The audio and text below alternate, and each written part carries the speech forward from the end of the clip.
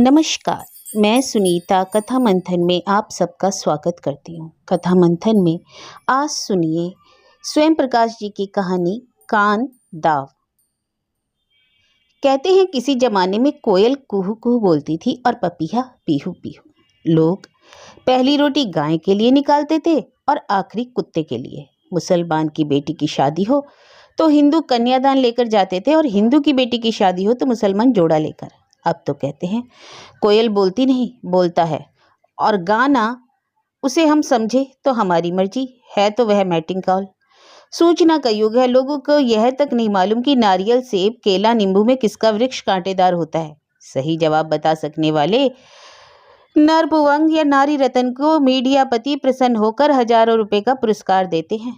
तो खैर, बात उस जमाने की है जब कोयल कुहू कुहू बोलती थी, वगैरह वगैरह। एक था बनिया और एक था पठान। दोनों का साथ जैसे घी शक्कर पर। किसी बात पर हो गई दोनों में अनबन, और अनबन भी ऐसी कि मुंह पर तो मीठे मीठे, लेकिन अंदर अंदर एक दूसरे की खाल खींचने को उतावले। बनिए को अभिमान अपनी कुटिल बुद्धि का, तो पठान को नाज अपने बाजुओं के दमखम का। बढ़ते बढ़ते जब बात ज्यादा बढ़ गई तो दुआ सलाम रामा श्यामा से भी गए। सरे राह गरेबान पकड़ने की नौबत आ गई। हो ये रहा था कि बनिया था गांव का एकमात्र बोहरा बजाज और पठान था हिसाब में कच्चा। रिवाज था कि साल भर सामान लेते जाओ और फसल पर दाम चुका दो। बनिए पठान की दोस्ती से जलकर किसी ने पठान में फूंक भर दी कि बनिया हिसाब में डंडी मार रहा है और तुझसे ऐसे कागजों पर टिप मंडवा रहा है कि जिनसे एक दिन तेरी सारी जमीन बनिए की हो जाएगी। जब अदावत चल पड़ी तो छोटी छोटी बातों ने भी आग में घी का काम किया। औरतों की कहा सुनी, बच्चों के झगड़े झंझट और तमाशबीनों की लगाई बुझाई। करनी कुछ ऐसी हुई कि एक दिन सरे राह पठान ने बनिए का गरेबान पकड़ लिया और उसकी चटनी बनाने पर आमदा हो गया। और देखते ही देखते सारा गांव इकट्ठा हो गया। सयानों ने बीच बचाव किया और सलाह दी कि शांति रखी जाए और जो भी मामला हो वे पंचायत को सुलटाने दिया जाए। और रही चटनी तो पठान जैसी कहे वे खुद पठान के घर पहुंचा देंगे। वैसे भी बनिए की चटनी में क्या स्वाद। 7-7 दिन तो नहाता तो है नहीं साला। मान तो गया, पर पठान को पूरा शक था कि पंचायत बनिए के हक में ही फैसला करेगी। अब ऐसा क्या किया जाए कि ना बनिए की और ना पंचायत को मौका मिले भांजी मारन का। तो उसने जुगत भिड़ाई कि ठीक है, पंचों का जो भी फैसला होगा सिर आकर पर लूंगा, लेकिन फैसले की शर्त मैं खुद तय करूंगा और शर्त ऐसे रखूंगा। और शर्त उसने ऐसी रखी कि सारा गांव सन, और पंच तो जैसे पत्थर की मूरत। रही ऐसी ही गत थोड़ी देर। पठान की शर्त यह थी कि बातों में किसी को भरमाना हो तो मुझे आता नहीं भैया, और सत और न्याय की परीक्षा ऐसी होनी चाहिए जो गांव के सारे लोगों को ही नहीं, चिड़िया चोरोटों को भी दिखाई दे। इसलिए करवा दो सब सामने एक दिन मेरी और बनिए की कुश्ती, जो जीता वही सच्चा। बुजुर्गों ने पठान को समझाने की कोशिश की कि गैल सफा जैसी बात मत करो। अब तुम लोग बच्चे तो नहीं कि कुश्ती से फैसला करा ले। सोचो, अच्छे लगोगे गांव भर की बेयर जनानियों बहुओं बेटियों के आगे लगोट लगाकर खम ठोकते। पठान कुछ देर चुपचाप सुनता रहा। लगा कि समझ रहा है। उस जमानों में फिल्मों का तो चलन था नहीं, लेकिन फिर पठान ने ठेठ आजकल की फिल्मों के अंदाज में हवा में अपने बाजू उठाए हुंकार भरी। अब तो इस बात का फैसला कुश्ती के अखाड़े में ही होगा। पठान की ललकार इतनी थिएटराना थी कि वहां जमा छोरे छोकरों ने इस बात पर तालियां पीट दी। और पीट क्या दी, उनसे पिट भी गई। मुफ्त का इतना बड़ा तमाशा कौन छोड़े। अब बनिए के मुंह में तो जैसे दही जम गया। कुछ देर की अफरा तफरी के बाद आखिर एक बुजुर्ग ने फिर पठान को समझाने की कोशिश की। अरे ओ पठान, इस तरह तो आज तक कोई फैसला नहीं हुआ। कैसे नहीं हुआ, पठान बोला। राजा फलान सिंह जी के जमाने में नहीं हुआ था, जब वजीर खजाना पर रानी के साथ बदफैली का इल्जाम लगाया था सेनापति ने। और बताऊं? बोलो। राजा ढिकान सिंह जी के जमाने में नहीं हुआ था, जब लोटन खवास और पीरू भिश्ती के बीच खेत में डंगर हाँकने का मसला आया था। वो जमाना अब नहीं रहा रे पठान। पर तुम तो हो भीष्म पितामह, कि तुम भी नहीं रहे। अब इस बात को कोई क्या जवाब देता। तभी अचानक सबको चौंकाते हुए बनिया दोनों हाथ हवा में उठाकर आत्मसमर्पण की सी मुद्रा में बोला, मुझे मंजूर है, मुझे पठान भाई की शर्त मंजूर है। सारा गांव फिर सन। पंच तो जैसे पत्थर की मूरत। क्या कह रहा है, बनिया बावला तो नहीं हो गया? कहाँ वो 6 फुटा जबरंग साड़सा पठान और कहाँ ये पिलपिले आटे का थुलथुल थोथ, लगता है अपनी चटनी ही बनवा कर छोड़ेगा, फिर उसका स्वाद जैसा भी हो। बनिया हाथ जोड़े जोड़े पठान के सामने आया और बोला, पठान भाई मुझे तुम्हारी शर्त मंजूर है। पंच से कहो कि कुश्ती की तारीख मुकर्रर कर दे।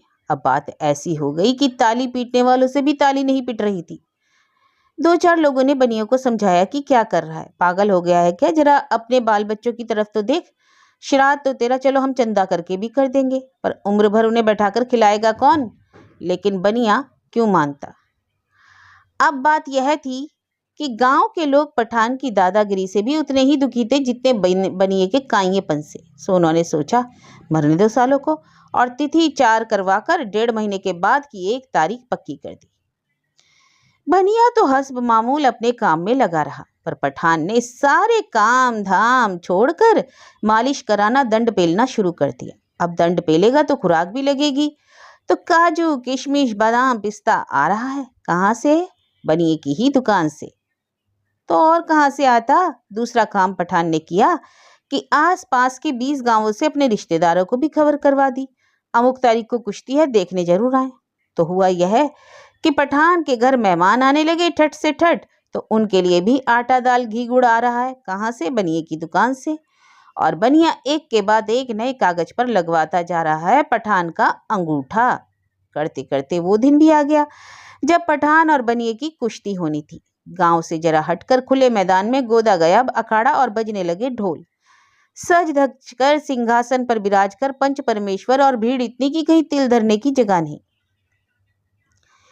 शोरगुल इतना कि खुद अपनी आवाज भी सुनाई ना दे। लोग थे कि कयास आराइयों से फुर्सत मिल नहीं पा रहे थे। पठान जीतेगा लगा तो शर्तों 200 की, बनिया जीतेगा तो 500 की, वगैरह वगैरह। आखिर लंगोट कसे खम ठोकते उतरा पठान अखाड़े में, भूखे शेर की तरह इधर से उधर कूदने फादने लगा। अब देखन बनिया आया कि नहीं, बनी उसकी चटनी अर्जी देखना, भाग जाएगा दुम दबा के। शर्त बदली तो पाव भर धर दे अखाड़े में।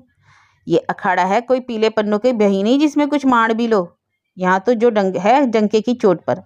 अरे नहीं भाई, उसने भी कुछ किया है तो सोच समझ कर ही किया होगा, उसे सीधा मत समझो, जन्म का ही टेढ़ा है। जरूर कोई खास दाव सीख कर आया होगा जिसकी काट पठान नहीं जानता। अजी छोड़ो, कहाँ से सीखेगा दाव, 7 पुश्तों में भी लड़ी है किसी ने कुश्ती। बातें चल ही रही थी कि भीड़ के बीच में प्रकट हुआ बनिया। पगड़ी उतारी, कुर्ता उतारा, जूती उतारी, धोती का कछौटा बांधा और अपनी थुल थुल काया लेकर अखाड़े में कूद पड़ा। दर्शकों की सांस ऊपर नीचे। पंचों का इशारा हुआ, दोनों पहलवानों ने खम ठोके, पंजे फैलाकर एक दूसरे की तरफ बढ़े, पंजे लड़ाए, सिर जोड़े। बस यही वो पल था जब कुछ भी हो सकता था। बनिए ने पठान की आंखों में आंखें डाली और बोला, 1000 अशर्फियां चाहिए सोने की। जोड़ी पंजे भिड़ाए अखाड़े में गोल गोल घूम रही थी। डोल नगाड़े पूरे जोश में बज रहे थे। दर्शक सन की पठान भौचक की, ये साला बनिया इस समय क्या बातें कर रहा है, चाहता क्या है, रहम की भीख तो नहीं मांग रहा। बनिया फिर मुस्कुराकर बोला, तेरी सारी जमीन छोड़ दूंगा और 1000 अशर्फियां ऊपर से और दूंगा सोने की, बोल चाहिए। पठान समझा पर चुप रहा। ये सारा हाथी की लीद, मुझे समझता क्या है, मौत सामने देखकर नानी मर रही है। 1000 क्या बोला अशर्फी, 1000 सोने की। बनिया फिर मुस्कुराकर बोला, मैं लंगी लगाऊंगा तो चित हो जाना, कुछ देर तड़पना, फिर बस 1000 अशर्फी तेरी सोने की। मुकर गया तो जान प्यारी नहीं क्या मुझे, मुकर जाऊंगा तो तू छोड़ेगा। बस उसी पल चमत्कार जैसा हो गया। बनिया ने लंगी लगाई और पठान हवा में उछलकर अखाड़े की मिट्टी में चित पड़ गया। कुछ देर तड़पा और ढेर हो गया। बनिया उछलने लगा, उससे ज्यादा उसकी तौंद उछल रही थी। दर्शक उत्तेजना और अविश्वास से पागल, क्या हुआ क्या हुआ, सब एक दूसरे के कंधों पर चढ़ने लगे, धक्का मुक्की अच्छी तरह देख लेने के लिए। भगदड़, धूल, शोर, गुलक पाड़ा। बनिए पर दांव लगाने वालों की तो पौबारा होगी, शबाशिया, बधाइयां, जयकारा। करीब महीने भर बाद पठान पहुंचा बनिए की गद्दी पर। एकांत देखकर बोला, हाँ जी मेरी अशर्फियां। बनिए ने बहाना मारा कि आज तो बहुत काम पड़ा है, तू ऐसा कर कि 15 दिन बाद आना। 15 दिन बाद बोला कि आज मैं बाहर जा रहा हूं, ऐसा कर 15 दिन बाद आना। फिर 15 दिन बाद बोला कि यहाँ तो ठीक नहीं रहेगा, मैं ऐसा करता हूँ कि महीने भर बाद तेरे घर पर पहुंचा दूंगा। महीने भर बाद बोला कि तू कल दोपहर मेरी गद्दी पर ही आ जा। गद्दी पर आया तो दरवाजा अंदर से बंद कर लिया और बोला, ये बता तू कुश्ती लड़ना जानता है। ये भी कोई पूछने की बात है, पठान तो नक्कर बोला, मुझे तो नहीं लगता तू कुश्ती लड़ना जानता है। कैसे नहीं जानता, जानता है तो बता तुझे कौन कौन से दाव आते हैं। पठान को जितने दाव आते थे सब उसने गिना दिए। लंगी, घिस्सा, गर्दनिया, कलाई तोड़, धोबी पाट, पता नहीं कितने ही दाव उसने बताए और बनिया आंखें मूंदे सुनता रहा। फिर बोला, और क्या? और नहीं आता? ये तो मुझे भी आते हैं। पठान क्या बोलता, उसे कोई दाव नहीं आता। दिमाग पर जोर डाला पर सूझा नहीं। तब बनिया बोला, मुझे एक दाव और आता है। कौन सा? कान दाव। तुझे आता है कान दाव? कान दाव क्या होता है? वही जो मैंने तुझ पर लगाया था। अब भाई देख, मैंने तो दाव लगाकर कुश्ती जीती है, फिर कैसा लेना और कैसा देना तू ही बता। पठान समझ गया कि इस बनिए ने फिर भांजी मार दी। उसे गुस्सा आने लगा, बनिए से ज्यादा खुद पर, कि मैंने इसका विश्वास ही क्यों किया। मैं लालच में ही फंसा क्यों? अब किस मुंह से किसी से कहूं कि मैं इसकी बातों में आकर जानबूझकर कुश्ती हारा था। चुपचाप उठ गया और सिर लटकाकर जाने लगा। बनिए ने पीछे से आवाज दी और तिजोरी से एक थैली निकालकर पकड़ाई। तेरा बनता तो नहीं, पर मुझे भी ऊपर जाकर किसी को मुंह दुखाना है। पूरी 1000 अशर्फियां हैं सोने की, गिन लेना, पर तेरी जमीन नहीं दूंगा।